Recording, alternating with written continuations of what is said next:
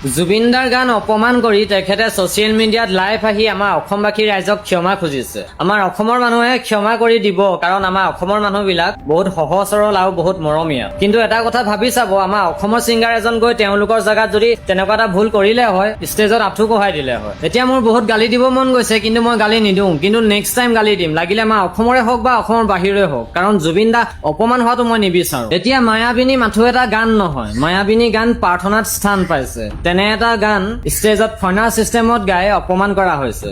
এবাৰ নহয় দুবাৰকে অপমান কৰিছে। এতিয়া আপোনালোকে নিজেই ভাবি চাব যে তেখেতক ষ্টেজ দিব লাগে নে নেলাগে। অসমীয়া সাংস্কৃতিক জগতখন বুজি নোপোৱাকে অসমত প্ৰগ্ৰেম কৰি পইচা ঘটাটো মই একচুৱেলি শুদ্ধ বুলি নাভাবো। কিছুমান অজ্ঞানী লোকে ভাবিব পাৰে, কিন্তু মই নাভাবো। মই সদায় এটাই ভাবো যে জুবিনদাৰ গানবিলাক গাব নোৱাৰিলে গাব নালাগে। নিজৰ কণ্ঠৰে নিজৰ ষ্টাইলত গাই জুবিনদাৰ গানবিলাক অপমান কৰিব নালাগে। সেইবাবে মই এটা লাইন লিখিছো যে নাথাকিলে কণ্ঠ নাগাবি গান, অসমত ফেমাছ হোৱা বহুতেই টান। শেষত আকৌ কৈ থাকো গান গান গান, গান মানে কি জুবিনদাক ভাবিছা।